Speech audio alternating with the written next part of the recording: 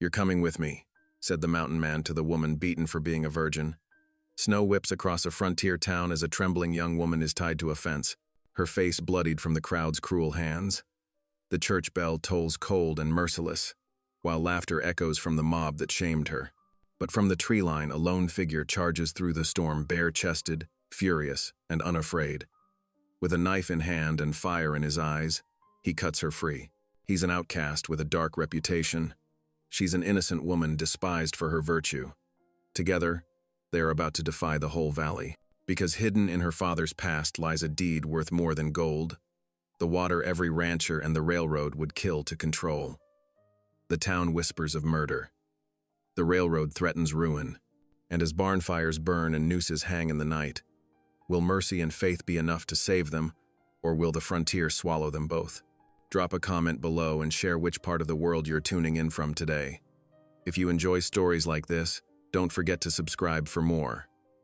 Through the swirling snow, Millie clutched her carpet bag closer as she stepped down from the stagecoach. Her emerald silk dress, the only fine thing she still owned from her life back east, caught the bitter wind. The fabric snapped like a flag, drawing every eye in the frontier town. The whispers started before her feet touched the ground. Women huddled in doorways, their faces pinched with judgment. Men turned away, but not before their gazes lingered too long on her city clothes. "Ain't natural, a woman traveling alone dressed like that," one woman hissed loud enough for Millie to hear. "Thinks she's better than decent folk," another added. Millie kept her chin high, though her heart pounded. She hadn't meant to draw attention. The dress was simply all she had left that wasn't packed away in her trunk, due to arrive on next week's freight wagon. Her father's death had left her little choice but to come west to claim his water rights. She hadn't expected such hostility. The day grew colder as clouds thickened overhead. Millie made her way to the general store, conscious of every eye following her movement. The shopkeeper's wife barely acknowledged her presence, slapping her purchases on the counter with obvious disdain. By afternoon, the first snowflakes began to fall. Millie hurried toward the livery stable, hoping to arrange boarding for her trunk when it arrived. The sound of boots crunching in snow behind her made her quicken her pace. "Well, look who we got here, boys," a rough voice called out. "The fancy lady who's too good for working men." Millie's heart seized as she turned to find three men approaching, their expressions dark with cruel intent. Behind them, a group of town women watched from the shelter of the mercantile's porch, their faces twisted with spiteful satisfaction. "Please," Millie said, backing away. "I mean no harm to anyone."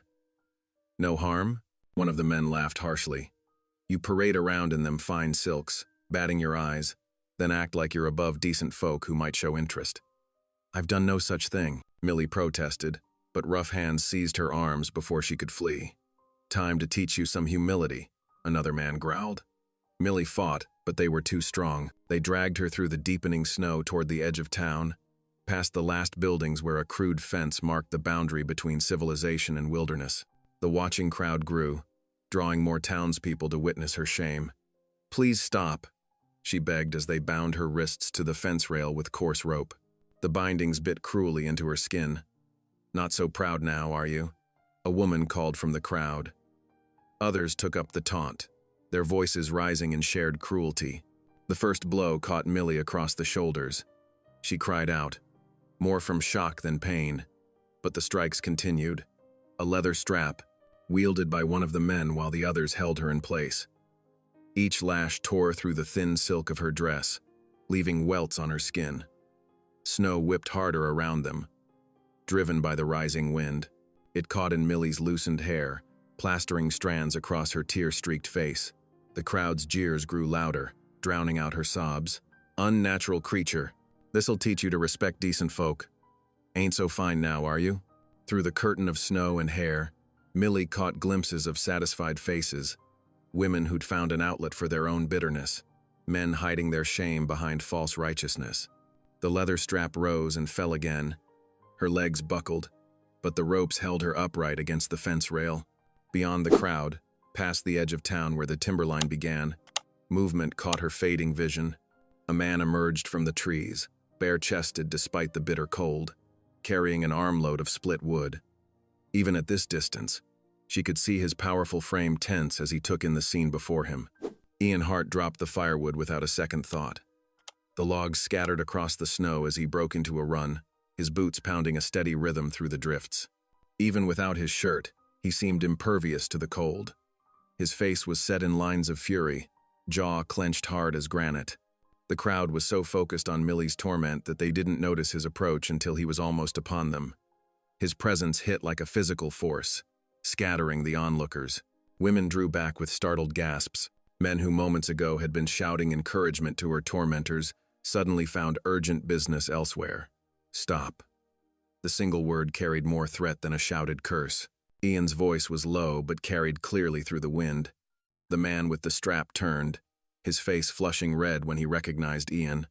This ain't your concern, half-breed. The woman needs teaching. Ian's eyes, dark with controlled rage, fixed on the speaker. Drop it. You defending her virtue? Another man sneered, though he took a step back. Figured you'd take up for an outsider, being one yourself. In two fluid strides, Ian closed the distance. His fist connected with the first man's jaw, before anyone could react. The strap wielder crumpled to the snow. The other two rushed Ian together, but they were no match for his focused fury. One fell to a devastating body blow, while the other sprawled backward after Ian's boot caught him in the chest. The remaining crowd scattered, leaving only the three groaning men in the snow. Ian ignored them, turning his attention to Millie. His hands, calloused from hard work but gentle now, made quick work of the ropes binding her. Millie sagged as the ropes fell away. Ian caught her before she could collapse, supporting her weight easily against his bare chest. The heat of his skin seemed to burn through her torn dress. Easy now, he murmured, voice soft with concern. I've got you. She tried to stand on her own, but her legs wouldn't cooperate. Shame and cold and pain overwhelmed her. I didn't. I never meant. Hush, Ian said, gathering her closer. You're safe now. Through tear-blurred eyes, Millie saw the town women watching from doorways, their earlier satisfaction replaced by uncertainty as they witnessed Ian's gentle handling of her. His reputation for violence, it seemed, had been greatly exaggerated. Snow continued to fall as Ian lifted her carefully in his arms. Her head came to rest against his shoulder, and despite everything, the pain, the humiliation, the bitter cold, she felt oddly secure. My things, she whispered. My carpet bag. We'll fetch them later, Ian promised. First, we need to get you warm and tend those welts. Millie wanted to protest, to maintain some shred of dignity. But exhaustion won out. She let her eyes close, trusting this strange, fierce man who had come to her rescue. The last thing she registered before consciousness faded was the steady rhythm of his heart beneath her cheek, strong and reassuring as he carried her through the deepening snow. The town watched in uneasy silence as Ian Hart bore his unconscious burden away from the scene of their shared shame. His bare footprints in the snow would soon be covered, but the memory of his controlled fury and his surprising gentleness would linger long after the storm passed. Ian Hart's powerful voice cut through the jeering crowd like thunder. Get back. The mob parted before him, their cruel laughter dying in their throats as they took in his muscled form and the dangerous glint in his dark eyes. Snow swirled around him as he strode toward Millie, his bare chest marked with old scars that spoke of battles won. His hunting knife appeared in his hand, its blade catching the weak winter light. With swift, controlled movements, he sliced through the ropes binding her to the fence rail. Millie stumbled forward as the bindings fell away. Ian caught her with one arm, steadying her against him. Without a word, he shrugged out of his heavy wool coat and wrapped it around her shoulders, enveloping her in warmth that still carried the heat of his body. She's coming with me. His voice was low but carried clearly over the whistling wind. The words weren't a request but a statement of fact, backed by the coiled strength evident in his stance. Someone in the crowd found their voice. Since when does a half-breed think he can give orders to decent folk? Murmurs of agreement rippled through the mob. A few of the men shifted their feet, hands straying toward belt knives, but none quite dared to step forward. That's right, another voice called out. Ain't you the one who killed that railroad man last spring? Left him bleeding in Thompson's Creek? Ian's jaw tightened, but he didn't respond to the accusation. His attention stayed focused on Millie, who swayed unsteadily beside him. The welts from the strap were already darkening against her pale skin where her torn dress exposed her shoulders. "Maybe he means to finish her like he did that fellow," someone suggested with a nervous laugh, "taking her up to that lonely cabin of his." The words died as Ian's gaze swept the crowd. Even the bravest among them flinched from the controlled fury in his eyes. They had all heard the rumors about his Apache mother, about his skill with blade and gun, about his solitary life in the high country. None wanted to test whether those stories were true. Millie trembled, but not entirely from cold. The safety Ian offered might be no safety at all. She had heard the whispers about him in the few days since arriving in town, how he kept to himself, how violence followed him like a shadow. Yet when he turned to her, his touch was surprisingly gentle. "Can you walk?" he asked softly. Millie tried to take a step, but her legs buckled. The beating and exposure to the bitter cold had sapped her strength. Without hesitation, Ian scooped her into his arms as easily as if she weighed nothing at all. Her head came to rest against his bare shoulder, and despite her fears, she found herself clinging to his warmth. "This ain't right," one of the town women protested, but there was uncertainty in her voice now. "We can't just let him take her." "You want to stop him?" her husband muttered. "Be my guest." No one moved as Ian turned away from the crowd, carrying Millie like precious cargo. Snow was falling harder now, thick flakes catching in his dark hair and on his bare skin. He seemed impervious to the cold as he started up the trail that led into the timber. The path grew steeper as they left the town behind. Millie's consciousness faded in and out, marked by the steady rhythm of Ian's breathing and the crunch of his boots breaking through snow. The storm intensified around them, but his stride never faltered. Through half-closed eyes, Millie watched the wilderness close in. Tall pines creaked in the wind, their branches heavy with snow.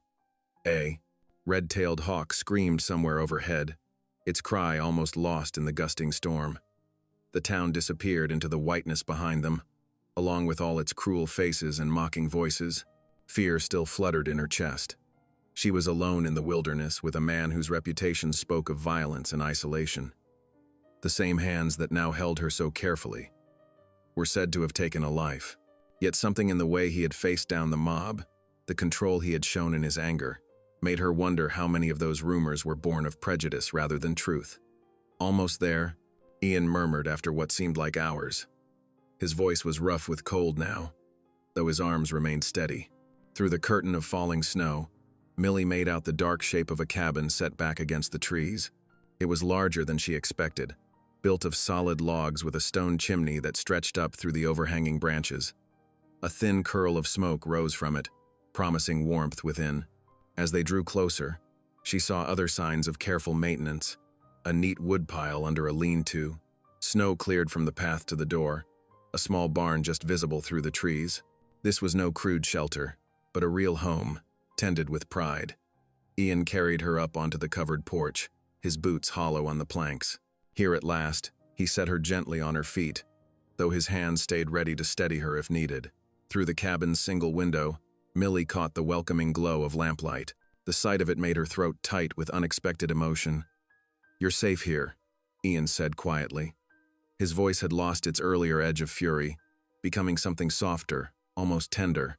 "No one from town ventures this far up, especially in weather like this." Millie looked up at him, really seeing him for the first time. His face was all angles and shadows in the dim light, but his eyes held none of the wildness she had feared. Instead, she found concern there, and something that might have been understanding. Snow fell silently around them as Ian reached past her to open the cabin door. Warm air spilled out, carrying the scent of wood smoke and coffee. The storm's fury seemed to dim, muffled by the solid logs of the cabin walls. "Come in," Ian said, his hand light on her elbow. "Let's get you warm." Millie hesitated for just a moment on the threshold, torn between lingering fear and desperate need for shelter. Then a violent shiver ran through her, deciding the matter. She allowed Ian to guide her inside, leaving the howling storm and the town's cruelty behind. The cabin door closed behind them with a solid thud, shutting out the howling wind. Warmth from the hearth wrapped around Millie like a blanket, though she continued to shiver in her torn dress. The single room was dim but tidy, lit by an oil lamp on the table, and the glow of banked coals in the fireplace. Scents of wood smoke and worn leather filled the air, mixing with the sharp tang of pine from the walls. Ian guided her to a straight-backed chair near the hearth. "Stay here," he said quietly. "I'll get some hot water." Millie sank into the chair, pulling his coat tighter around her shoulders. Her body ached from the beating, and her hands trembled as she pushed damp hair from her face. While Ian moved about the cabin, she took in her surroundings with wary attention to detail. The space spoke of a man who valued order. Tools hung in neat rows along one wall, axes, saws, and other implements she couldn't name. A rifle rack held 2 long guns, their wood stocks gleaming with care. Near the door, pegs supported harness leather and rope, all properly coiled. Everything had its place, suggesting a disciplined mind behind the sparse furnishings. What caught her attention most was the worn Bible resting on the stone mantel. Its leather cover was soft with handling, its pages marked by a braided leather bookmark. Beside it sat a single tin cup and a small wooden cross, simply carved but beautiful in its clean lines. On the far wall, 2 bunks were built into the logs. The lower one held a neatly folded quilt in rich earth tones, browns and deep reds, that reminded her of sunset on the plains. The upper bunk appeared unused, its thin mattress bare. Ian returned with a steaming pot of water and clean cloths draped over his arm. He'd pulled on a shirt, though it hung open, revealing the lean strength of his chest and the scars she'd glimpsed earlier. Setting his supplies on a small table, he drew it close to her chair. "This might sting," he warned, dipping a cloth in the hot water. "But the cuts need cleaning." Millie tensed as he reached for her, but his touch was surprisingly gentle. His broad hands moved with careful precision as he dabbed at the welts on her shoulders and arms. Despite his warning, he worked so delicately that she felt only the faintest burn from the hot water. In the lamplight, she studied his face while he concentrated on his task. His features revealed his mixed heritage, high cheekbones and proud nose speaking of his Apache blood, while his jaw and brow showed his father's Anglo descent. His black hair fell forward as he worked, partially hiding eyes that seemed to hold both wisdom and wariness. The question that had been burning in her throat finally burst free. "Do you mean to harm me?" Ian's hands stilled. He looked up, meeting her gaze directly for the first time since bringing her inside. "I mean you, Mercy," he said simply. The quiet sincerity in his voice eased something tight in her chest. He resumed cleaning her wounds in silence. When he finished, he straightened and moved to the cook stove in the corner. "You should eat something. It's not much, but it's hot." Soon the cabin filled with the homely smell of heating beans. Ian sliced thick pieces from a loaf of bread that looked homemade, if a bit rough in shape. He set a plate before her with no ceremony, then filled a cup with hot coffee. "Thank you," Millie said softly, realizing she was indeed hungry. The bread was dense but fresh, good for soaking up the bean liquid. She ate slowly, aware of her host moving about the cabin, adding wood to the fire and checking the shutters against the strengthening storm. When he finally sat down across from her with his own plate, she gathered her courage again. "Might I know your name?" she asked. "Since you've shown me such kindness." "Ian Hart," he replied, breaking his bread into careful pieces. "Though most folks in town don't use it much, they prefer other names." "I heard them," Millie said, "but I also heard how you spoke to them. You saw what they were doing and stepped in. Why?" Ian seemed to consider his words carefully before answering. "I saw injustice," he said at last. "I couldn't stand by and watch. No one deserves to be treated that way, especially not someone who's done no wrong." The storm rattled the shutters, making Millie jump. The wind had grown fiercer, driving snow against the cabin walls with growing fury. Despite her lingering uncertainty, she felt her fear of Ian softening into something more like wary trust. His actions, his ordered home, his gentle care of her injuries, all spoke of a man far different from the wild killer the town painted him to be. Ian rose and went to the unused upper bunk. He pulled down an extra quilt, its pattern similar to the one below but faded with age. "You should sleep," he said, laying it on the lower bunk. "You're safe here, but you need rest to heal." Millie glanced at the bunk, then back at him questioningly. Ian shook his head slightly, understanding her unspoken concern. "I'll keep watch," he said, settling into a chair near the fire. He reached for his rifle and laid it across his knees, its metal catching the firelight. "The storm will keep everyone in town tonight, but I'll make sure no one comes near." The simple promise in his words, backed by his quiet strength, finally allowed Millie's tense muscles to relax. She moved to the bunk, taking his coat with her when he nodded that she should keep it. The quilt was soft with washing, and the thin mattress felt like luxury after her ordeal. From her place in the bunk, she watched Ian through half-closed eyes. He sat straight in his chair, alert despite the late hour, his profile sharp against the fading firelight. The rifle lay ready in his lap, but it was his presence more than the weapon that made her feel secure. The storm's voice rose and fell, but could not penetrate the solid log walls. As sleep began to claim her, Millie found herself reflecting on the strange turns of Providence. She had feared herself completely alone in this harsh territory. Yet here she lay, protected by a man whom others feared but who had shown her nothing but mercy. The last thing she saw before drifting off was Ian reaching for his Bible, opening it with familiar ease while keeping his vigil. The sight followed her into her dreams, a final reassurance that she was, indeed, safe. Morning crept over the mountains, painting the snow-covered peaks in shades of rose and gold. Inside the cabin, Millie stirred on her bunk, consciousness returning slowly.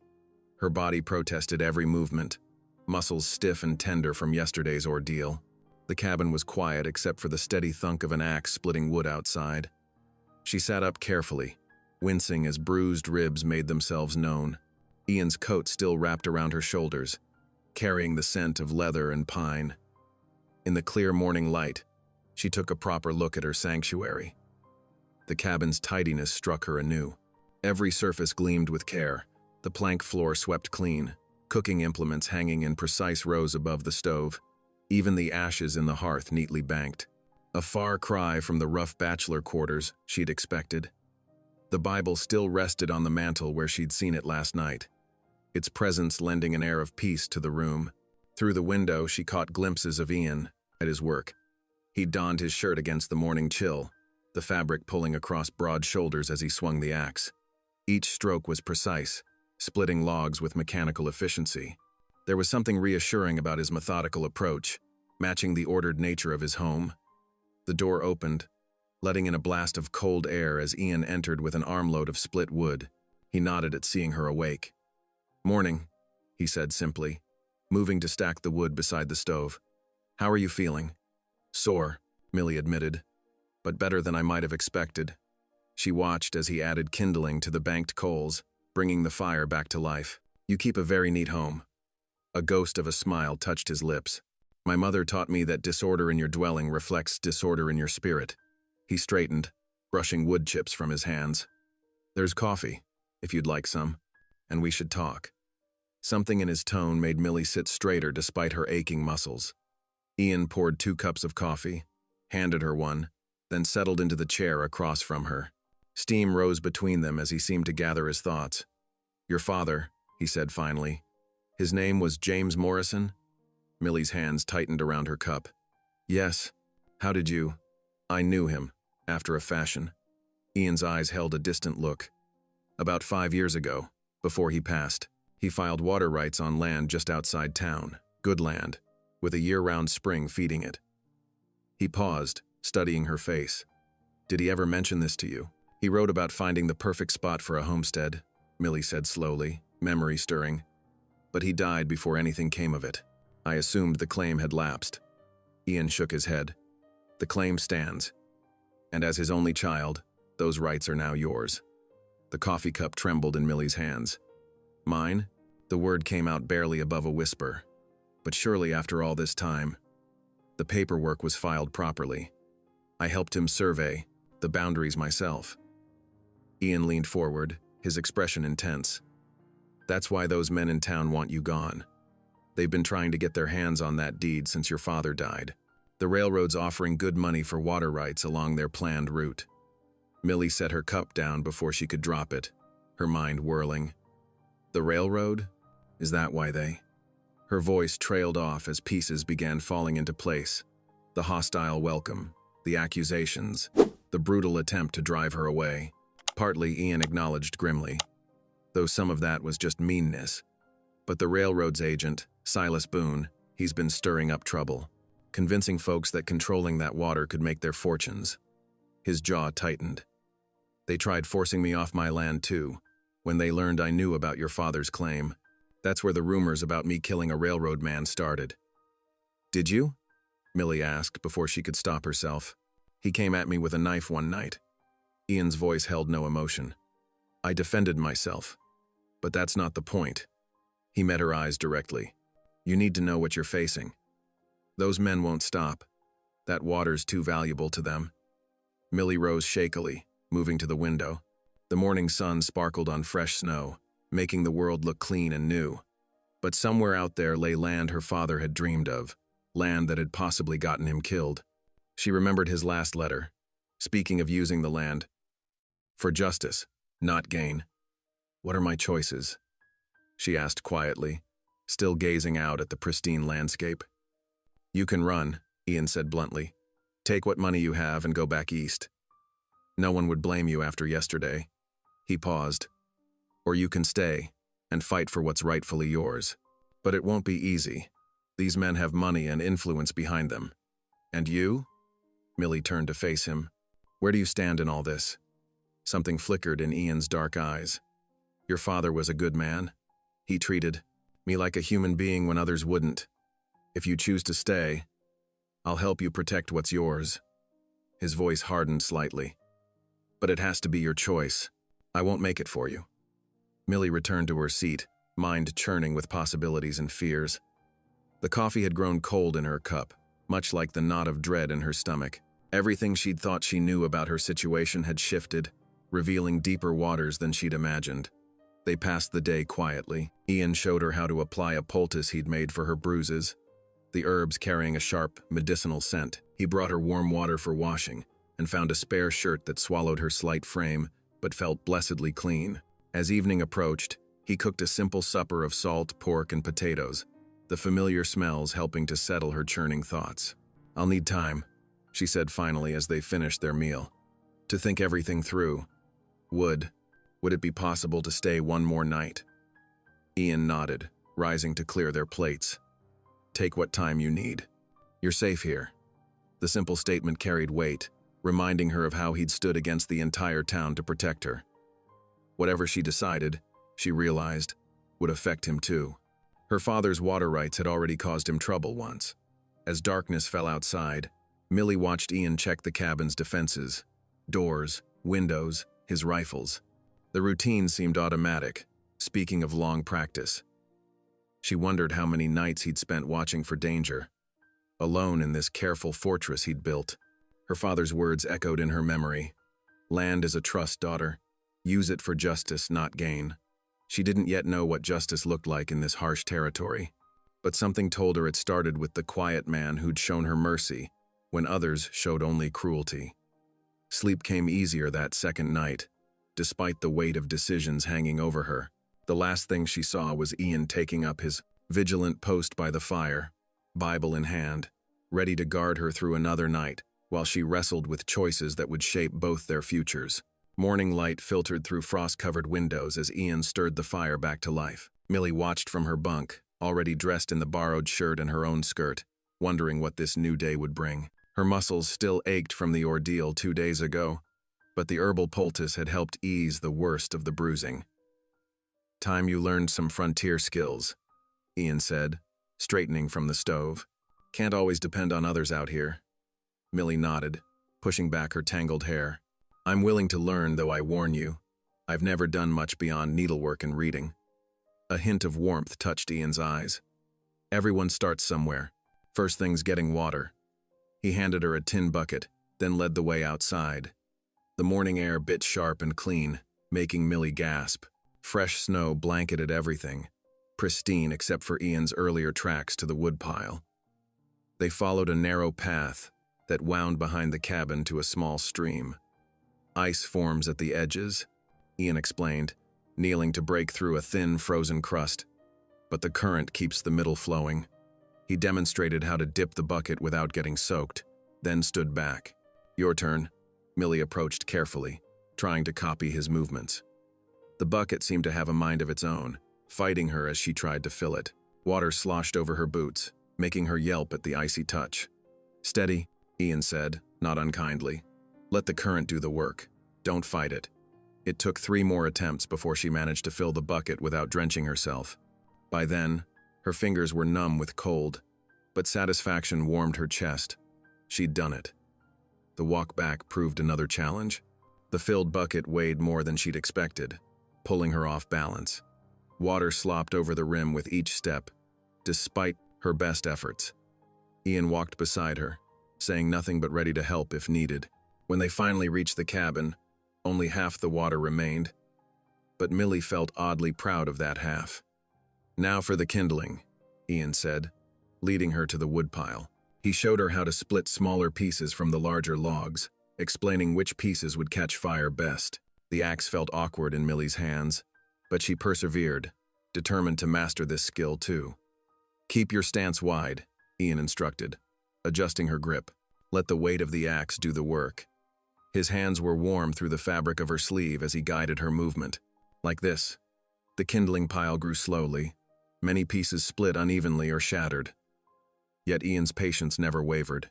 He simply gathered the usable pieces, demonstrated again when needed, and let her continue practicing.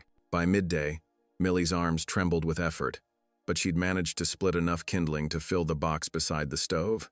Ian nodded approval, then brought out some clothes that needed mending. Easier than hauling water, he said, handing her a worn shirt with a torn sleeve. Though maybe not as exciting. Millie smiled, grateful to return to familiar work. Her fingers remembered their skill with needle and thread, though the rough fabric was different from the fine materials she'd known back east. As she sewed, Ian worked nearby, repairing a broken chair leg with careful attention to detail. The quiet industry felt peaceful, almost domestic. Outside, winter birds called to each other, and the afternoon sun cast long shadows through the windows. Millie found herself stealing glances at Ian as he worked, noting how his strong hands could be so gentle with delicate tasks. As evening approached, Ian prepared a simple supper of beans and cornbread. The familiar routine of setting out plates and cups felt different now, less like charity and more like partnership. They sat down together, steam rising from their bowls. "My mother," Ian said suddenly, breaking their comfortable silence. She knew every plant that could heal or harm in these mountains. His voice held a distant quality, as if seeing far beyond the cabin walls. The town scorned her for being Apache, called her savage, but when drought brought fever 5 summers ago, they came begging for her knowledge. Millie set down her spoon, caught by the pain beneath his measured words. What happened? She helped them, showed them which roots to boil for medicine, which berries prevented thirst, saved maybe 20 lives. His jaw tightened. They thanked her, then went right back to their sneering. She died that winter. Pneumonia. He looked down at his hands. Town doctor refused to treat her. "I'm so sorry," Millie whispered, her heart aching for the injustice.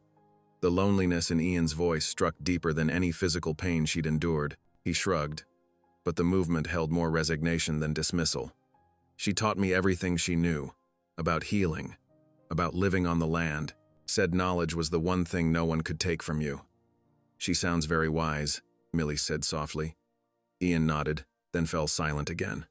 After a moment, he bowed his head slightly. Millie followed suit, recognizing the gesture of prayer. His words came quiet but clear. "Lord, we thank you for this food, for shelter from the storm, and for sending help when needed. Guide us in your wisdom. Amen." "Amen," Millie echoed, adding in a whisper. "And thank you for safety, for kindness when I most needed it."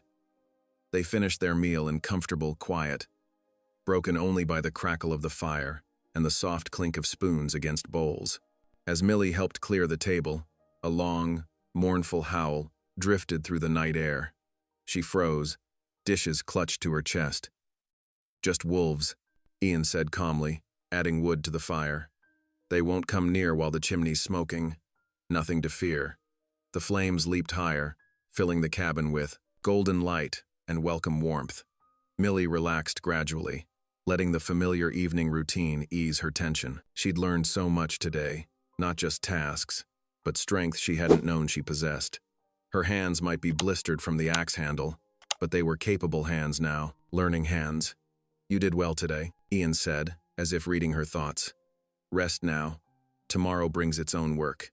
Millie nodded, settling onto her bunk with tired muscles but a lighter heart. The wolves called again, their voices weaving through the wind, but they seemed less frightening now. This cabin had become a sanctuary of sorts, and she was no longer the helpless woman who'd arrived in town wearing her best dress and dreams of a fresh start. As sleep began to blur the edges of her thoughts, she noticed Ian moving quietly to the window. He stood there a long moment, looking out into the darkness. Something in his stance suggested alertness rather than simple observation. But when he turned back to tend the fire, his expression revealed nothing. If he'd seen something out there in the snowy night, he kept the knowledge to himself, unwilling to disturb her newfound peace. The flames cast his shadow large against the wall as he settled into his chair, a steady guardian between Millie and whatever dangers might lurk in the darkness beyond their warm circle of light. Out there, beyond the firelight's reach, dark shapes moved through the trees. Riders sat their horses in the shadows, watching the cabin's glowing windows, their breath frosted in the cold air as they exchanged silent glances. But Ian kept his worries hidden, letting Millie sleep undisturbed, her face peaceful in the fire's gentle light. The Sunday morning dawned crisp and clear, sunlight glinting off fresh snow. Ian stood in the cabin doorway, adjusting the saddle on his bay horse while Millie watched with growing anxiety.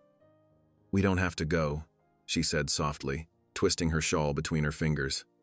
The thought of facing the town again made her stomach clench. Ian turned, his expression gentle but firm. "Yes, we do. Can't let fear rule us." He patted the horse's neck. "Besides, hiding only gives them power." Millie knew he was right, but that didn't make it easier. She'd spent the past few days feeling safe in their little sanctuary, learning the rhythms of frontier life. Now she had to step back into the world that had shown her such cruelty. Ian approached, offering his hand. "Trust me?" She nodded, letting him help her onto the horse. He swung up behind her, gathering the reins. His solid presence at her back gave her courage, though her heart still fluttered like a trapped bird. The trail to town wound through stands of pine and aspen, hooves crunched through patches of snow, and their breath fogged in the morning air. Millie found herself leaning back slightly, drawing strength from Ian's steady warmth. "The preacher's a good man," Ian said as they rode. "Josiah Webb. He was kind to my mother, even when others weren't." Did he know my father?" "Reckon he did. Your father was well respected before he passed." They fell silent as the town came into view. Millie's fingers tightened on the saddle horn. Already she could see people moving along the street, heading toward the small white church that stood at the edge of town. The whispers started as soon as Ian helped her down from the horse. Women gathered in clusters, heads bent together, shooting dark looks their way. Men stood with hands on belt buckles, faces hard with judgment. "Ain't right," someone muttered. "Him bringing her here like that. Living in sin, mark my words." Millie felt her cheeks burn, but Ian's hand on her elbow steadied her. They walked together up the church steps, boots ringing on the wooden boards. The whispers followed them like autumn leaves stirred by a bitter wind. Inside, the church was warm and bright, sunlight streaming through simple glass windows. Wooden pews, stretched in neat rows, most already filled with townspeople. As Ian and Millie entered, several people shifted ostentatiously away, leaving an empty space around them. Preacher Webb stood at the front, arranging his Bible on the pulpit. He looked up as they entered, his weathered face creasing in a genuine smile. "Welcome," he said loud enough for all to hear. "It gladdens my heart to see new faces in God's house." Some in the congregation stirred uneasily at his warm greeting, but the preacher's calm acceptance seemed to ease the tension slightly, like sunshine softening frost. They sat near the back, Millie grateful for the solid wood of the pew beneath her. Ian's quiet presence beside her helped her breathe easier, though she could feel the weight of stairs boring into her back. The service began with a familiar hymn. Millie let the music wash over her, remembering singing these same words in her father's house. Gradually, the knot in her chest began to loosen.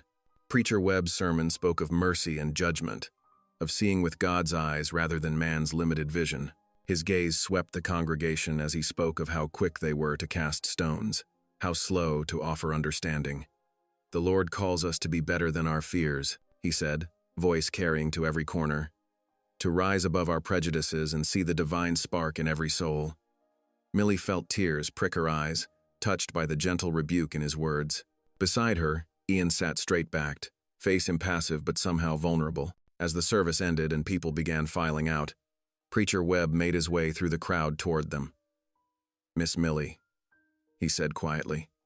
"Might I have a word? In private?" She glanced at Ian, who nodded almost imperceptibly. "I'll wait with the horse," he said, touching her arm briefly before walking out. The preacher led her to his small office behind the pulpit. Sunlight slanted through a dusty window, illuminating the worn desk and shelves lined with books. He closed the door carefully before turning to face her. "Your father was a good friend to me," he began, moving to his desk. "A man of principle and faith." He opened a drawer, removing a sealed envelope. "Before he passed, he left this in my keeping. Asked me to give it to you when the time was right." Millie's hands trembled as she took the letter. The paper was yellowed with age, but her father's familiar handwriting stood clear on the front. "For my daughter, when she must choose. I'll give you privacy," the preacher said softly, stepping out and closing the door behind him. Millie sank into a chair, staring at the envelope, her father's last words to her. With shaking fingers, she broke the seal and unfolded the paper inside. "My dearest daughter," she read, tears blurring the words. "If you're reading this, then you've learned about the water rights I filed before my death. This land's water is precious, more valuable than gold to those who would exploit it. But I didn't claim it for profit. I claimed it for justice." She had to pause, wiping her eyes before continuing. "The railroad men will come with their money and their promises. The townspeople will pressure you to sell. But remember this, water is life out here. Used rightly, it can help many. Used wrongly, it becomes a weapon against the weak. I charge you, my beloved child, use these rights for justice, not for gain. Let mercy flow like water through your hands." The letter ended with a blessing and his signature. Millie pressed the paper to her heart, feeling the weight of his trust settle on her shoulders. This was more than an inheritance. It was a sacred duty. When she emerged from the office, eyes red but spine straight, Preacher Webb waited quietly. "Your father was wise," he said. "He saw what others missed, that sometimes doing right means standing alone." "Thank you," Millie whispered, carefully folding the letter and tucking it into her dress pocket. "For keeping this safe. For understanding." The preacher nodded. "Go with God, child, and know you're welcome here, whatever others might say." Outside, Ian stood with the horse, his stance alert as he watched the street. Several men had gathered across the way, their faces dark with barely concealed anger. They muttered among themselves, shooting hostile glances toward Ian and the church. Millie walked down the steps, feeling their glares but refusing to cower. Her father's words gave her strength she hadn't known she possessed. Ian helped her mount, then swung up behind her, gathering the reins. As they rode out of town, the angry faces followed them. Millie could almost taste the trouble brewing, like storm clouds gathering on the horizon. But her father's letter rested against her heart, and Ian's quiet strength supported her back. Whatever came next, she was no longer alone. The return trail seemed brighter somehow, despite the growing tension they'd left behind. Millie sat straighter in the saddle, one hand pressed against the pocket holding her father's letter. She understood now why he'd claimed these water rights, and why protecting them mattered so much. Ian seemed to sense her newfound resolve. "You all right?" he asked softly as they rode. "Yes," she answered, surprising herself with how true it felt. "I know what I have to do now." His only response was a gentle squeeze of her shoulder, but in that touch she felt his pride and support. The morning sun caught the snow crystals around them, making them sparkle like scattered diamonds. Ahead, the trail led home to their cabin, where they could plan their next steps together. Back at the cabin, Millie sat at the rough-hewn table. Her father's letter spread before her in the afternoon light. The paper's edges had softened with age, but his words remained sharp and clear. She traced her fingers over his familiar handwriting, remembering how he used to sit at their old kitchen table, carefully penning letters by lamplight. Ian moved quietly around the cabin, hanging his coat and stoking the fire. The familiar scents of wood smoke and pine filled the small space. Outside, fresh snow continued to drift down, blanketing the world in white silence. "Tell me about the water rights," Millie said finally, looking up at Ian. Help me understand what Father saw. Ian pulled out the other chair and sat, his broad shoulders blocking some of the light from the window. His face was thoughtful as he considered his words. Your father knew what water meant out here, he began, his voice low and steady. Without it, nothing survives. Not crops, not cattle, not people. Small farmers, they need water guaranteed. Otherwise, the big ranchers and railroad men can squeeze them dry. Millie nodded slowly. And that's what the rights protect? Yes. Your father's claim covers the creek that feeds half the valley. In the right hands, those rights could ensure fair water access for dozens of small homesteads. Ian's eyes darkened. In the wrong hands, they become a weapon.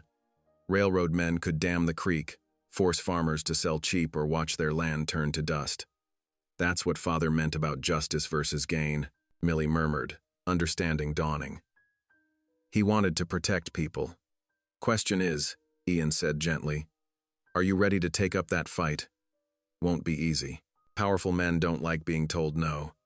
Millie stood, moving to the window.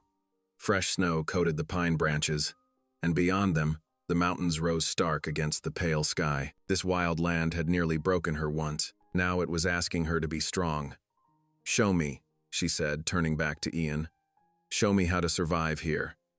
Over the next days, Ian taught her the rhythms of frontier life. He demonstrated how to bank coals overnight to keep the fire alive, how to measure flour and water for bread dough, how to split kindling along the grain. Millie's hands grew rough with work, but her confidence grew with each small victory.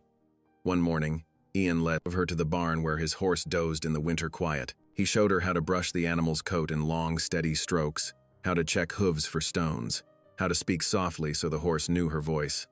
She likes you, Ian said as the mare lipped at Millie's sleeve. His smile, rare and warm, made something flutter in Millie's chest. The days fell into a pattern. They worked side by side, sharing meals and quiet evenings. Ian would read from his Bible by lamplight while Millie mended clothes or practiced her knitting. Sometimes they talked, their conversations growing deeper as trust built between them. One night, as the lamp burned low and wind whistled outside, Ian set aside his Bible with unusual hesitation. Been thinking, he said slowly, about why God brought you here. Millie looked up from her mending, struck by the vulnerability in his voice. All these years I've kept to myself. Easier that way. Town folks, they see my Apache blood. They remember old fears, old fights. Better to stay apart. He stared into the fire. But maybe that's not God's plan anymore. What do you mean? Millie asked softly. When I saw them hurting you, something broke in me. Couldn't stand by, like I usually do. Had to act. He met her eyes. Then you stayed. Started learning. Started changing things.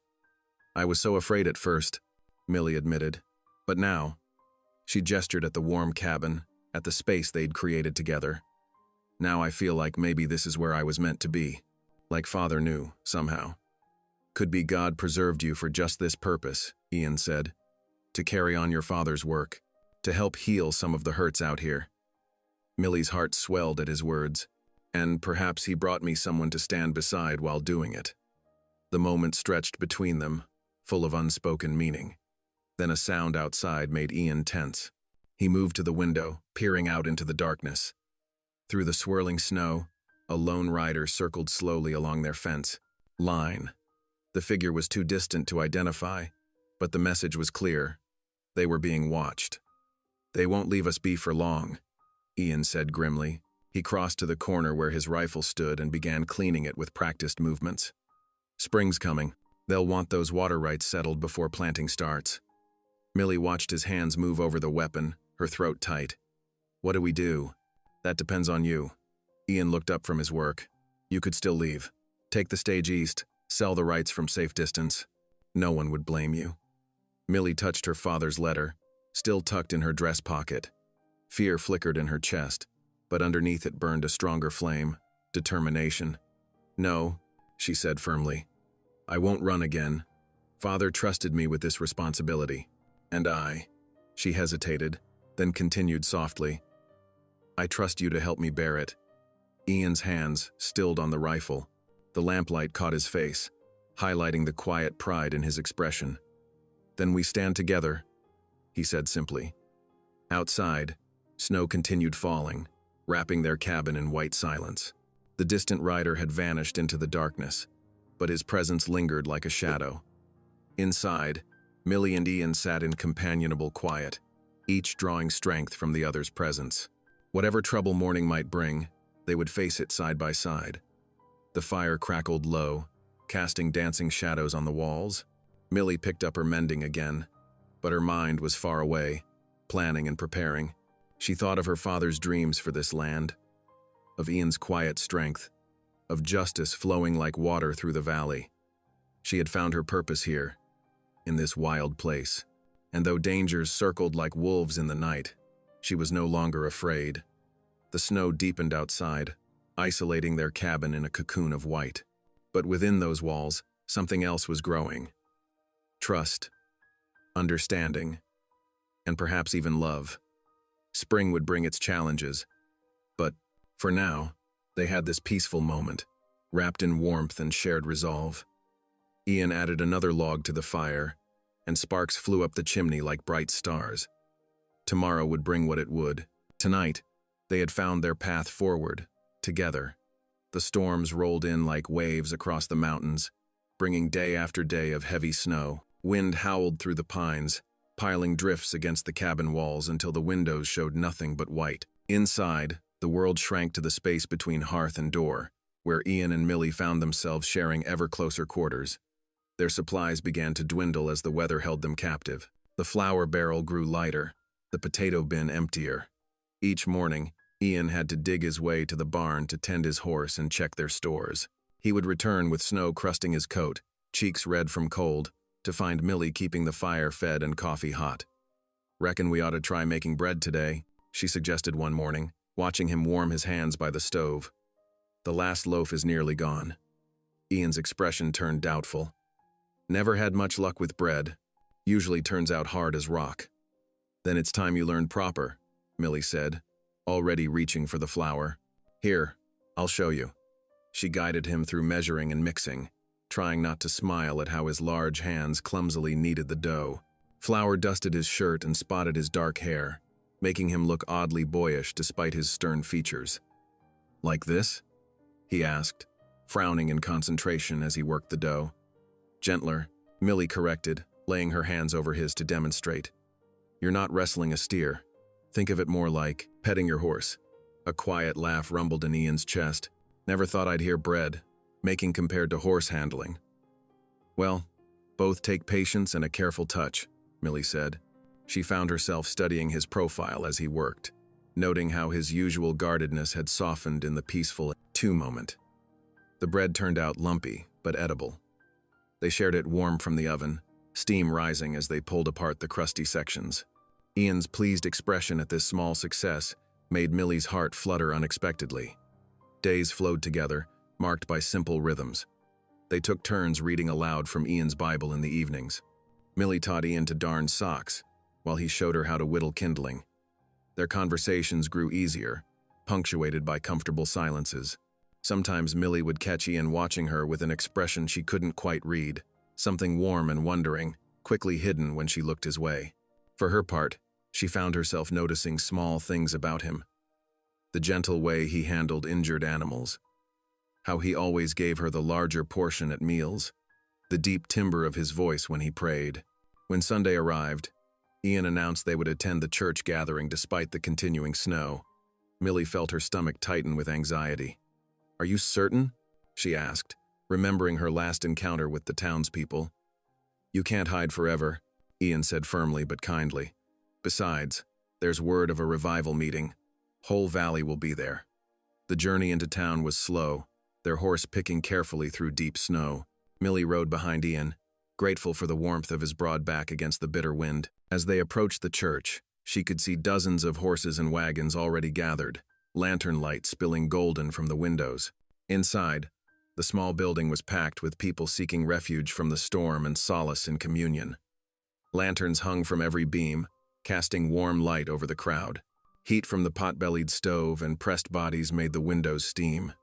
The familiar scents of wet wool, pine boughs, and lamp oil filled the air. Some folks still turned away when Ian and Millie entered, but others nodded cautiously. The preacher welcomed them with genuine warmth, ushering them to a bench near the middle. Hymns soon filled the space, voices rising in harmony that seemed to push back the winter darkness. Amazing grace, how sweet the sound, the congregation sang, and Millie felt tears prick her eyes at the familiar words, "That saved a wretch like me." After several hymns, the preacher invited testimonies of God's work in their lives. A heavy silence fell. Millie felt something stirring in her chest, an urgent need to speak. Before she could second-guess herself, she was on her feet. Her legs trembled as she faced the crowd. Many of these same faces had jeered at her that terrible day. Now they watched with wary curiosity. She drew a deep breath, feeling Ian's steady presence behind her. "Many of you know what happened to me," she began, her voice quiet but clear. "How I was judged and shamed, tied to a fence post in the snow. I lost my dignity that day, lost my trust in people, nearly lost my faith." The room was utterly still now, every eye fixed on her. She saw some faces flush with shame, others hardened defensively. "But God preserved me," Millie continued. "He sent help when I most needed it, showed me mercy through unexpected hands." She didn't look at Ian, but she felt his support like a physical thing. "And he taught me something about forgiveness." Her voice grew stronger as she spoke. "I forgive those who wronged me that day, all of you. Not because what you did was right. It wasn't. But because holding on to bitterness would only poison my own heart. God offers mercy freely. Who am I to withhold it?" A woman in the front row began to weep softly. Others shifted uncomfortably or stared at their hands. Millie saw the preacher nodding encouragement. "My father left me his water rights," she said. "He wanted them used for justice, not gain. I aim to honor that. But justice without mercy isn't God's way. So I'm asking, can we begin again? Can we build something better than fear and spite?" The silence that followed felt like a held breath. Then someone began to sing, voice wavering but determined. Softly and tenderly, "Jesus is calling." Others joined in, the hymn swelling until it filled every corner of the little church. Millie saw tears on many faces now. The preacher's wife came forward to embrace her. Even some who had been her tormentors looked touched by grace. Behind her, Ian's chest swelled with quiet pride. He had known Millie had this strength in her, had seen it growing day by day in their shared solitude. Now, others were seeing it too. And the effect was powerful. For one shining hour, hope seemed to fill the entire valley. The revival spirit touched something deep in people's hearts, softening old grievances. Hands were clasped in friendship that had previously been clenched in anger. Prayers rose like incense, carrying promises of change. When the meeting finally ended, the snow had stopped falling. Stars pierced the clearing sky, their light reflecting off the pristine white ground. Ian helped Millie mount up for the ride home, handling her with gentle care. As they rode through the crystal night, Millie felt lighter than she had in weeks. The burden of hurt and fear she'd carried since that first day had lifted, leaving room for something new to grow. Ian reached back to squeeze her hand where it rested at his waist. The gesture spoke volumes: pride, protection, tenderness. But his shoulders remained tense, alert. They both knew that one evening of grace didn't erase all danger. Somewhere beyond the hymn's lingering echoes, trouble still waited like wolves in the shadows. For now, though, they had this moment: the quiet brush of horse hooves through snow, the clean winter air, the warmth where their bodies touched. Millie leaned her head against Ian's back and breathed in the peace of it, storing up strength for whatever tomorrow might bring.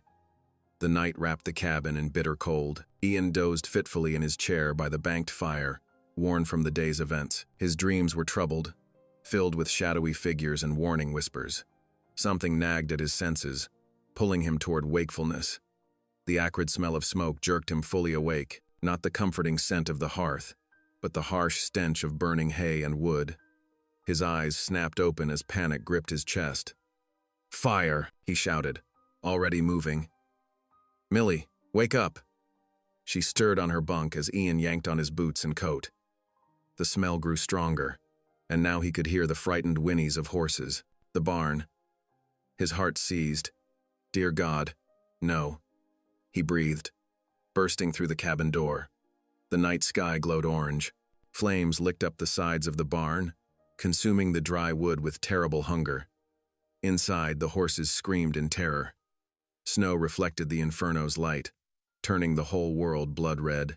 Behind him, Millie appeared in the doorway. Her horrified gasp cut through the crackling roar of the fire. "The horses!" she cried, already running toward the well in her nightdress, heedless of the cold. Ian sprinted for the barn doors, throwing them open. Heat blasted his face as smoke billowed out. Through watering eyes, he could see his 2 horses pressing against the back wall, whites showing all around their eyes. "Water!" he shouted to Millie. "Fast as you can!" She was already hauling up the first bucket, her movements desperate but determined. Ian grabbed it from her and threw the contents at the base of the flames. Steam hissed, but the fire barely noticed. They worked frantically, passing buckets back and forth. Millie's hands were raw from the rope, her feet numb in the snow, but she didn't stop. Ian made several attempts to reach the horses, but the flames drove him back each time. "It's too hot," he growled in frustration, his face streaked with soot. "We need more water," but they both knew it was hopeless. The well couldn't produce enough to match the fire's appetite. The barn was burning too hot, too fast. Years of dried hay and seasoned wood fed the flames like kindling. A terrible cracking sound split the air. Ian grabbed Millie and yanked her back, just as part of the roof collapsed inward. Sparks showered into the sky as the horses' screams reached a fever pitch, then went horribly silent. "No," Millie whispered, sagging against him. "Oh no, no." They could only watch as the barn burned, their efforts useless against its fury. The heat drove them further back until they stood in the yard, exhausted and heartsick. Ian's shoulders were rigid with barely contained rage. As the flames began to die down, leaving only the skeleton of the structure standing, the first pale light of dawn crept over the mountains. The air was thick with ash and the bitter smell of destruction. Ian approached the smoking ruins cautiously, looking for any sign of what had started the blaze. Near what remained of the door, something caught his eye. His jaw clenched as he bent to retrieve it. A hangman's rope, deliberately left where he would find it. The message was clear. Next time it wouldn't be the barn. When he turned back to Millie, she had both hands pressed to her mouth, tears streaming down her ash-stained face. The sight of the rope made her stumble backward. "This is my fault," she choked out. "All my fault. Millie!" "No." Ian started toward her, but she backed away. "They did this because of me. Because you helped me. Protected me." Her voice broke. "Now everything you've worked for is destroyed." Ian dropped the rope and reached for her. "We'll rebuild. Together." But Millie shook her head, wrapping her arms around herself. "I've brought nothing but trouble since I arrived. Those men won't stop until they get what they want. They'll burn everything you have. Maybe even—" She couldn't finish the thought. "I'm not afraid of them," Ian said firmly. "But I am," Millie whispered. "Afraid for you. For what they'll do next." She turned and fled into the cabin. Ian stood among the ashes, torn between, following her and surveying the full extent of the damage. The sun climbed higher, revealing the true devastation in harsh detail. His entire barn, both horses, all his stored hay and grain, for winter, gone. Inside, he could hear Millie moving around. When he finally entered, she was dressed, hastily packing a small bundle with shaking hands. "What are you doing?" he asked, though he already knew. "I can't stay." She wouldn't meet his eyes. "I won't be the reason you lose everything." "Millie, please." He stepped closer, his voice rough with emotion. "You don't have to do this." She tied her bundle with trembling fingers. "Yes, I do. Those men won't rest until they have the water rights. If I leave, maybe they'll leave you in peace. And what about you? Where will you go?" "East. Maybe, back where I came from." She finally looked up at him, her eyes swimming with tears. "Anywhere but here, where I only bring destruction." Ian wanted to argue, to tell her she was wrong, that together they could face whatever came. But the words stuck in his throat. He thought of the rope, the threat it represented. If something happened to her because of his failure to protect her. Millie picked up her bundle, her movements wooden. She paused at the door, looking back at the cabin that had become home. At Ian, who had become so much more than just her protector. "Thank you," she whispered, "for everything." Then she was gone, her small figure growing smaller as she made her way down the snow-covered trail toward town. Ian stood in the doorway, every fiber of his being screaming to go after her, to bring her back. Instead, he turned to the still warm hearth and sank to his knees. The morning light filtered through the window, falling across his bowed head like a benediction. "Lord," he whispered, his voice rough with unshed tears, "guard her steps." The cabin felt suddenly vast and empty around him. Outside, the smoking ruins of the barn stood as a black monument to all he had, lost.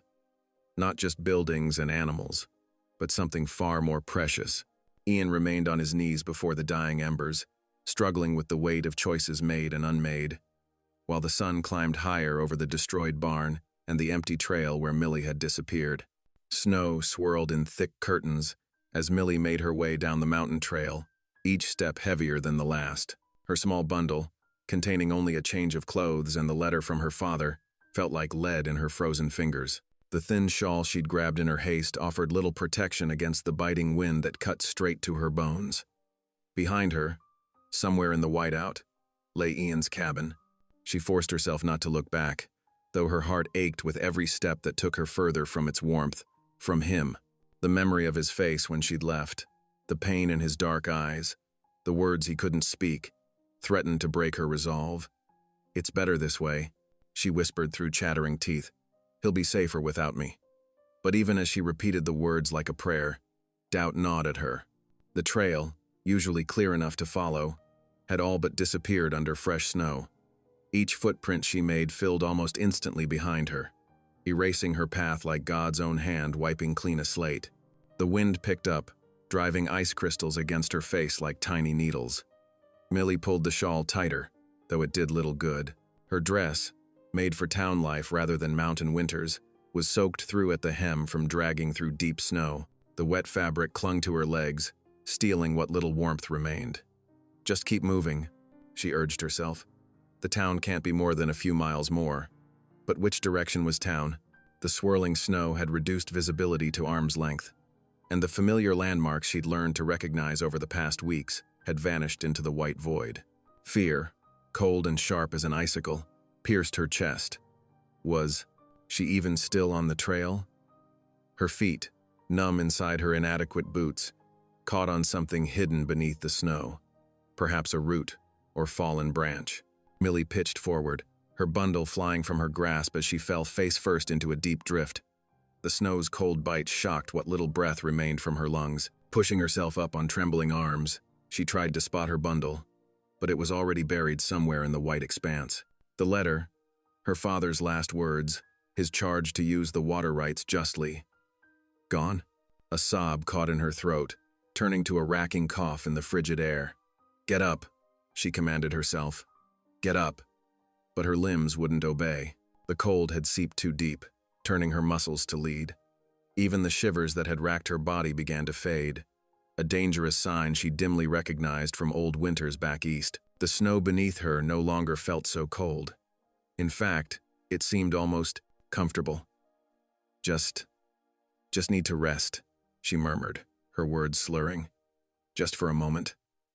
Her eyelids grew heavy as snow continued to dust her form. Somewhere in the back of her mind, a voice screamed that she needed to move, to fight, to live, but it grew fainter with each labored breath, lost in the white silence that wrapped around her like a blanket. The last thing she saw before darkness took her was a shadow moving through the storm, tall and broad-shouldered, familiar somehow. But that couldn't be right. She'd left to protect him. Ian wouldn't. Back at the cabin, Ian had lasted less than an hour after Millie's departure before the gnawing worry overcame his pride. The sight of her tracks, already filling with fresh snow, spurred him to action.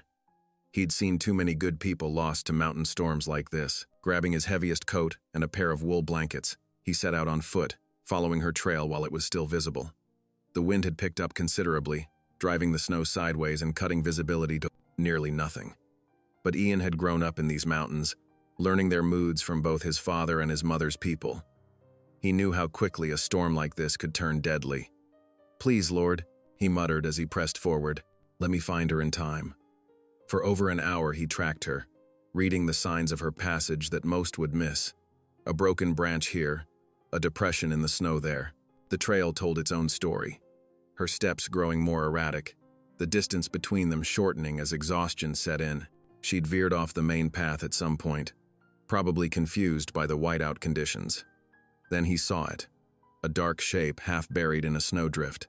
His heart clenched. "Millie!" he shouted, breaking into a run.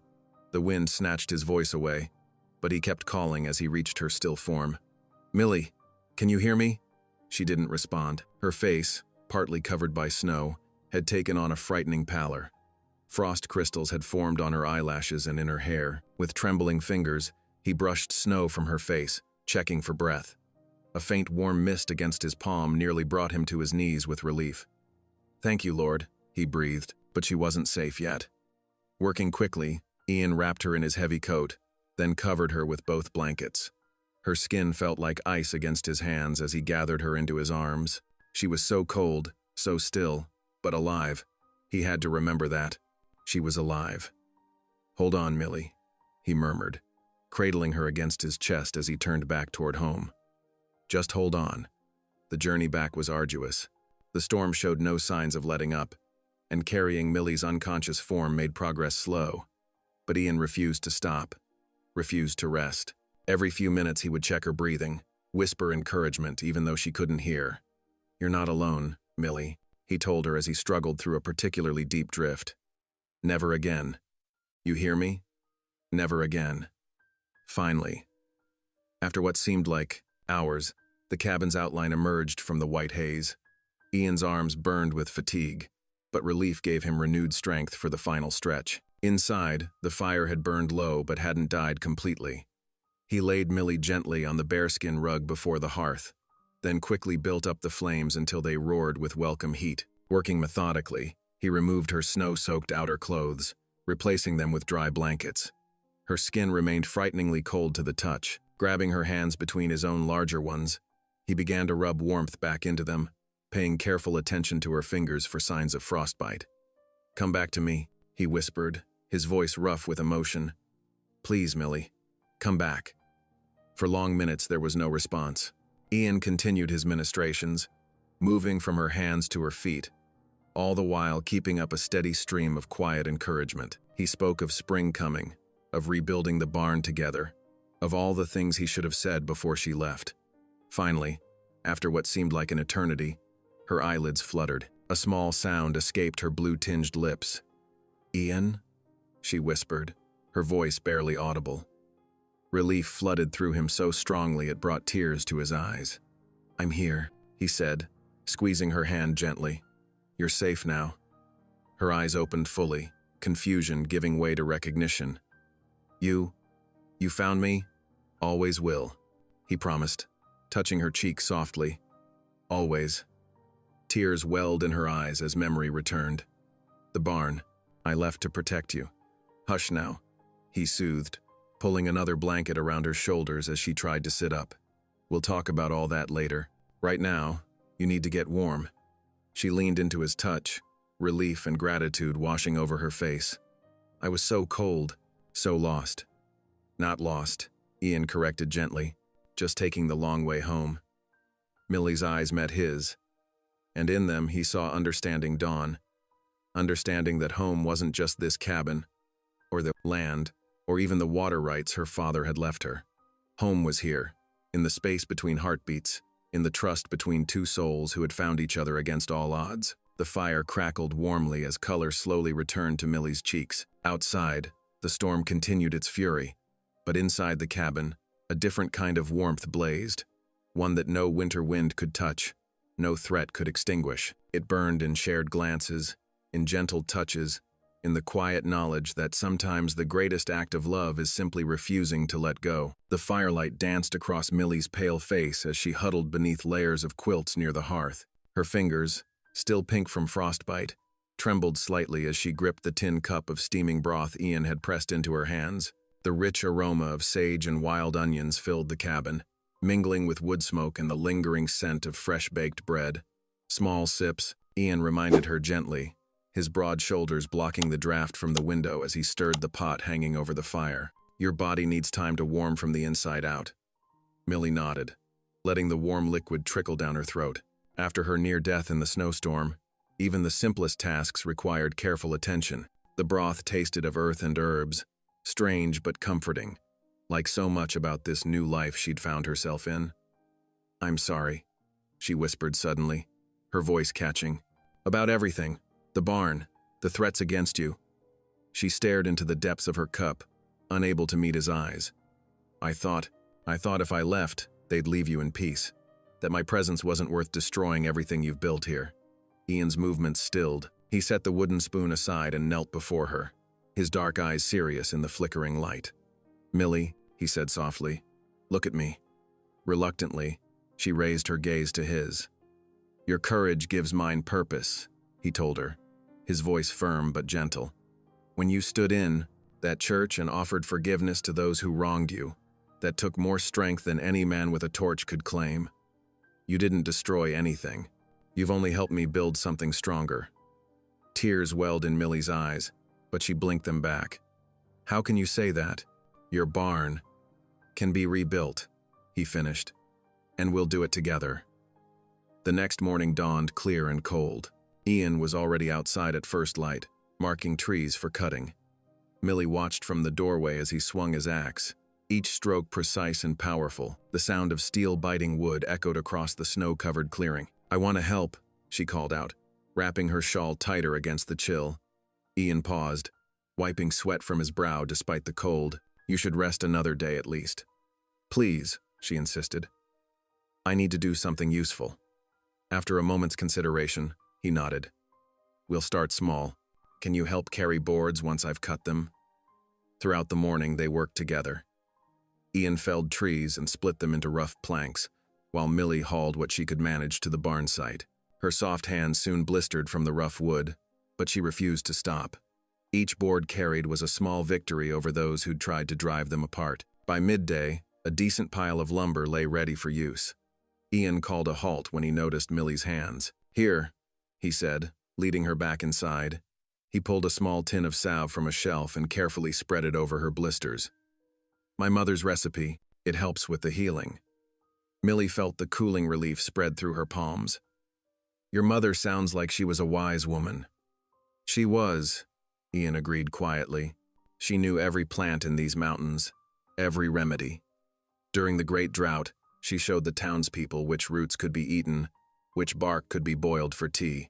Some still came to her in secret even after." He trailed off, pain flickering across his features. Millie covered his hand, with hers, sharing wordless understanding. Their evening routine had become a comfort to them both.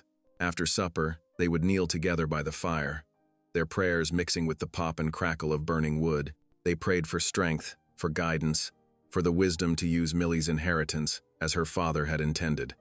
"Lord," Ian would say, his voice deep and reverent, "show us the path of justice, and give us courage to walk it," Millie would add softly. On Wednesday afternoon, they heard hoofbeats approaching through the snow. Ian reached for his rifle out of habit, but the rider proved to be young Tommy from the telegraph office, his horse's breath steaming in the cold air.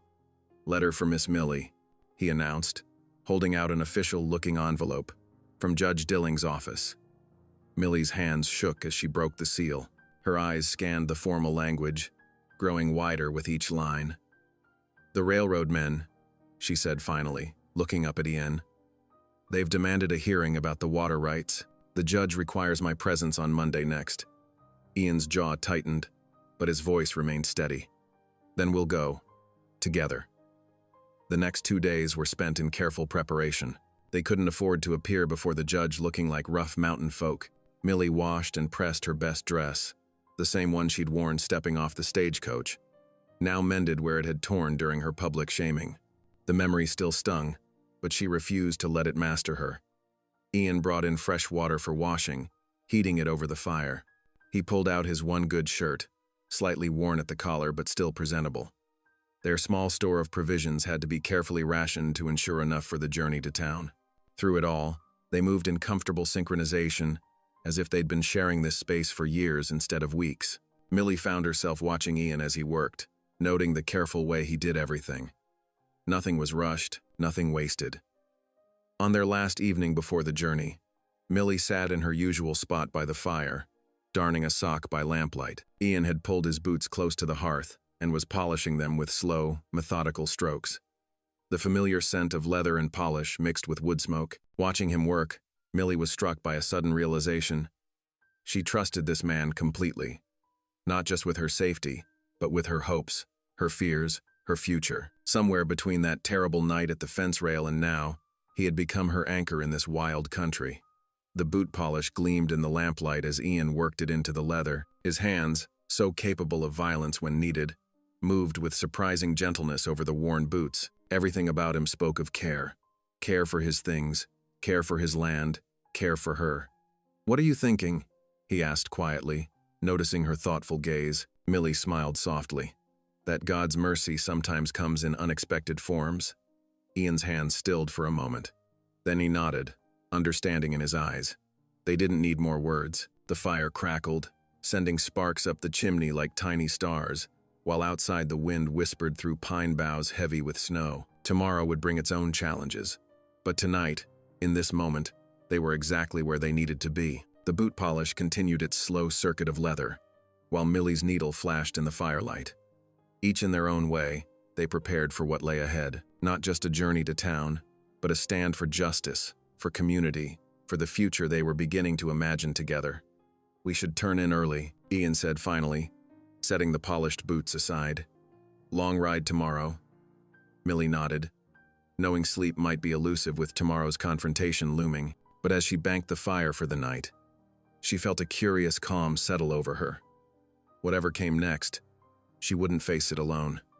Tomorrow they would ride into town to face the railroad, men, and their schemes. Tomorrow they would stand before the judge and defend her father's legacy. But tonight, in the quiet warmth of their shared home, Millie felt ready for whatever lay ahead. She had found something worth fighting for, not just water rights or land, but a future built on trust, respect, and the kind of courage that comes from knowing you're exactly where you're meant to be. Dawn painted the eastern sky in streaks of pale gold as Ian and Millie set out for town. Their horses' hooves crunched through the crusty snow, breaking the profound stillness of early morning. Millie sat straight in her saddle, wearing her freshly pressed dress beneath a thick wool coat. Beside her, Ian rode tall and watchful, his polished boots gleaming in the early light. The mountain air bit sharp and clean, carrying the scent of pine and wood smoke from distant chimneys. As they crested the final ridge, the town spread before them in the valley below. Thin trails of smoke rose from scattered buildings, and the courthouse stood prominent against the snow-covered landscape. "Ready?" Ian asked softly, reining his horse to a brief halt. Millie nodded, though her hands tightened on the reins. "As I'll ever be." They descended into town at a steady pace. Early risers paused in their morning tasks, to stare as the pair passed. Women whispered behind gloved hands, and men's faces hardened with barely concealed hostility. The sound of horses' hooves on the packed snow seemed unnaturally loud in the tense silence. At the courthouse steps, Ian dismounted first, then helped Millie down. His strong hand steadied her briefly before releasing her. They tied their horses to the hitching post, movements deliberate and unhurried despite the growing crowd of onlookers. The courthouse interior felt close and warm after the crisp morning air. Oil lamps cast yellow light across wooden benches and the judge's raised desk. Railroad men in expensive suits occupied the front row, their fancy, boots gleaming. Silas Boone, the railroad's agent, turned to fix them with a cold smile. "Miss Millie," he drawled, "how kind of you to grace us with your presence." And Mr. Hart, his lip curled slightly. "Always a pleasure." Ian's only response was a slight tightening of his jaw. He guided Millie to a bench near the middle of the room, positioning himself between her and the railroad men. Judge Horace Dilling entered, his black robe sweeping behind him. The room rose in customary respect, then settled as he took his seat. His shrewd eyes surveyed the gathered crowd before landing on Millie. "We're here today regarding water rights on the North Valley property," he announced, his voice filling the room. "Railroad interests have challenged the current deed holder's claim." He gestured to Boone. "Your evidence?" Boone rose smoothly, producing a stack of papers. "Your Honor, We contend that the original claim filed by the deceased Mr. Thompson is invalid due to improper registration. Furthermore, his daughter's questionable character raises concerns about her fitness to manage such valuable resources. Murmurs rippled through the courtroom. Millie's cheeks flushed, but she held her head high. "And the deed holder's response?" the judge inquired. Ian stood, his movement deliberate and controlled. He approached the bench, laying down a weathered document. "The original deed, Your Honor, properly filed and witnessed. Also, a letter from Mr. Thompson regarding his intentions for the water rights." Judge Dilling examined the papers carefully while tension built in the room. Suddenly, a voice rang out from the back. "Half-breed's probably forged it himself," someone called. "Everyone knows Indians can't be trusted." "Order," the judge demanded sharply, but more voices joined in. "Saw him carrying her off that night. Who knows what else he's done? She ain't proper anyway, prancing around in them fancy clothes." Millie felt the familiar shame rising, but then something inside her snapped. She stood, her voice clear and strong over the chaos. "My father," she began, and the room gradually quieted, "was a man who understood justice." Her hands trembled slightly, but her voice remained steady. "He didn't file these rights for profit or power. He filed them to ensure that water, life itself in this territory, would be shared fairly." She turned to face the assembled townspeople. "You all knew him. He helped build this community. When he died, he left me not just land, but a responsibility. These rights aren't meant for railroad profits. They're meant to serve the whole valley." The room fell silent, considering her words. Then an older farmer stood slowly from his bench. "I remember," he said, his voice rough with emotion. "During the Great Drought, when wells ran dry and crops withered, Ian's mother, God rest her soul, she showed us the hidden springs in the hills, taught us which plants held water. Some here today wouldn't have survived without her knowledge." More murmurs filled the room, but different now, thoughtful, remembering. Another voice spoke up, a woman this time. "The Thompson water always ran clear and sweet," she added. "He never turned away a thirsty animal or person, no matter whose they were." One by one, others stood to speak. Farmers remembering shared water in dry years, ranchers telling of Thompson's fair dealings. The tide of sentiment began to shift, though some still glowered from the shadows. Boone rose again, his face tight with frustration. "Touching memories aside, Your Honor, this is a matter of progress. The railroad needs these water rights for expansion. We're prepared to offer generous compensation." "Enough," Judge Dilling interrupted. He removed his spectacles, polishing them thoughtfully.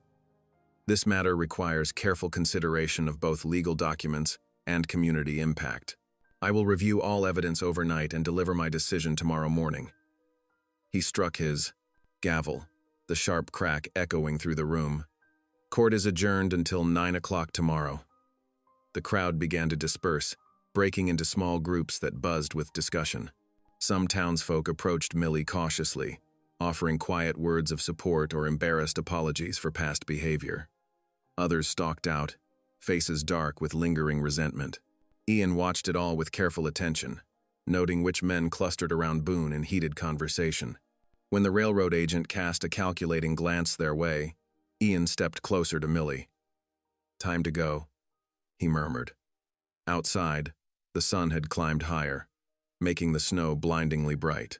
Ian helped Millie mount her horse, then swung into his own saddle. As they rode out of town, he kept alert, watching the shadows between buildings. "You did well in there," he said quietly when they were beyond the town limits. Millie managed a small smile, though her hands still shook slightly. "I felt my father's strength with me, and yours." "The judge seemed fair," Ian observed, "but Boone won't give up easily. There's still danger." He scanned the trail ahead. "We'll need to be careful tonight." They rode on through the crystalline afternoon, their horses' breath steaming in the cold air. The mountains loomed ahead, promising the safety of Ian's cabin, but both knew the true test still lay ahead with tomorrow's decision. Some of the townsfolk had shown unexpected support, yet others remained hostile. As they rode, Ian noted fresh tracks crossing their trail. Riders had passed this way recently. His expression hardened. but he said nothing to worry Millie further. The sun was starting its descent when they finally reached the cabin. Ian took extra care settling the horses for the night, checking and double-checking the surroundings for any sign of intruders. Inside, Millie built up the fire while Ian cleaned his rifle, both drawing comfort from their familiar evening routine despite the tension of waiting for tomorrow's verdict. Moonlight spilled through the cabin's frosted windows, casting pale shadows across the wooden floor. Millie lay awake in her bunk, listening to the crackle of the dying fire and the soft whisper of wind through the pine branches outside. Sleep eluded her, chased away by thoughts of tomorrow's hearing. Her father's letter rested beneath her pillow, its edges worn from countless readings. She touched it through the fabric, drawing comfort from its presence. Across the room, Ian sat in his chair by the hearth, his Bible open in his lap. The lamplight caught the silver threading through his dark hair. "Can't sleep?" he asked softly, looking up from his reading. Millie sighed, sitting up and wrapping her quilt around her shoulders. "My mind won't quiet. What if the judge rules against us? What if the railroad men?" She couldn't finish the thought. Ian closed his Bible gently and moved to sit on the edge of her bunk. In the dim light, his features were calm and steady. "Do you remember the story of Daniel?" he asked. "In the lion's den?" Millie drew her knees up, remembering Sunday school lessons from her childhood. "He faced powerful men who wanted to destroy him," Ian said, his voice low and reassuring, but he held fast to what was right. "God delivered him in his own time, not a moment too soon or too late. But Daniel was a great prophet," Millie whispered. "I'm just me." Ian's smile was gentle. "The same God who watched over Daniel watches over you. His justice doesn't change." He reached for his Bible, opening to a marked page. Listen to these words from Psalm 37. His deep voice filled the quiet cabin as he read, "Commit your way to the Lord, trust in him, and he will act. He will bring forth your righteousness as the light, and your justice as the noonday." Millie closed her eyes, letting the ancient words wash over her. "Thank you," she murmured. They sat in companionable silence as the fire settled lower. Outside, an owl called softly through the darkness. Eventually, Millie felt her anxiety begin to ease, replaced by a quiet resolve. "Whatever happens tomorrow," she said, "I'm grateful you've stood by me through all this." Ian's expression softened. "Get some rest," he said, rising. "Dawn's not far off." The remainder of the night passed slowly. Millie dozed fitfully, waking often to check the window for first light. When the sky finally began to pale in the east, she was already dressed and ready. Ian had the horses saddled before the sun crested the mountains. They ate a simple breakfast of cornbread and coffee, neither speaking much. The morning air bit sharp and clean as they mounted up, their breath forming clouds in the pre-dawn chill. The ride to town seemed both longer and shorter than usual. Fresh snow had fallen overnight, muffling their horses' hooves. As they approached the courthouse, Millie's heart beat faster. Already people were gathering, farmers in worn coats, railroad men in fine suits, women in their church clothes. Ian helped her dismount, his strong hands steadying her. "Remember," he said quietly, "whatever happens, you're not alone." Inside, the courthouse hummed with tension. Every bench was filled, with more people standing along the walls. Silas Boone sat with his railroad colleagues, looking confident and composed. Judge Dilling's desk stood empty, waiting. Millie and Ian found seats near the middle, the same spot as yesterday. Friends and foes alike watched their entrance, some nodding and greeting, others turning away. The minutes stretched like hours until finally, the back door opened. "All rise," the bailiff called. "Court is now in session." The Honorable Judge Horace Dilling presiding. The judge settled into his chair, adjusting his spectacles as he surveyed the packed room. His face revealed nothing as he arranged the papers before him. "Having reviewed all evidence presented yesterday," he began, his voice carrying clearly, including the original deed, witness testimonies, and the letter from the late Mr. Thompson, "I am prepared to render my decision." Millie's hands clenched in her lap. She felt Ian's steady presence beside her, drawing strength from his calm. "The water rights in question were properly filed and witnessed," Judge Dilling continued. "No evidence of fraud or improper registration has been presented." Furthermore, the current deed holder's character, despite attempts to impugn it, has no legal bearing on the validity of these rights. He paused, looking directly at the railroad men. This court finds that the water rights are valid and legally belong to Miss Millicent Thompson, as her father's sole heir. A collective gasp went through the room. Millie's eyes filled with tears of relief as Judge Dilling continued. The railroad's claim is hereby dismissed. Any further harassment or interference with these rights will be met with the full force of territorial law. Silas Boone's face darkened, but he remained seated. His colleagues whispered urgently among themselves, seeing their plans crumble. They had counted on the town's support, but the mood had shifted. Open defiance of the court's ruling would only breed more resistance. Before the judge could bang his gavel, Millie stood. Her voice shook slightly, but grew stronger as she spoke. "Your Honor, if I may address the court?" Judge Dilling nodded, curious. "These rights are mine legally now, as you've ruled, but I want to declare my intentions before all present." She turned to face the crowded room. "The water from Thompson Creek will be shared fairly with all who need it. I won't sell to the railroad, but neither will I deny water to any farmer or rancher who asks honorably." Gasps and murmurs filled the room. Some farmers exchanged hopeful glances, while others bowed their heads, ashamed of their previous treatment of her. "My father believed water was life itself," Millie continued. "He taught me it should unite communities, not divide them. I mean to honor that teaching." A slow wave of nods spread through the crowd. Even some of the railroad men looked thoughtful, perhaps remembering their own farming roots. Judge Dilling's stern face softened slightly. "A generous and wise decision, Miss Thompson." He raised his gavel. I, too. This court is adjourned." The crack of wood on wood echoed through the room. As people began to rise and move about, several farmers approached Millie, offering rough handshakes and quiet words of gratitude. Women who had once scorned her now smiled tentatively, some wiping tears from their eyes. Ian stood quietly at her side through it all, his presence both protective and proud. When the crowd finally thinned, he touched her elbow gently. "Time to head home?" Millie nodded, suddenly exhausted but lighter than she'd felt in weeks. Outside, fresh snow was falling, big soft flakes that danced in the morning light.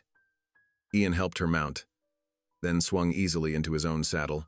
As they rode away from the courthouse, Millie felt the heavy burden of the past weeks lifting from her shoulders. The snow continued to fall gently around them, as if nature herself was offering a clean slate to the valley. Ian's eyes shone with quiet pride when he looked at her, and Millie felt a warm glow in her heart despite the winter chill. Together, they turned their horses toward home, leaving tracks in the new fallen snow that would soon be covered by nature's gentle blanket.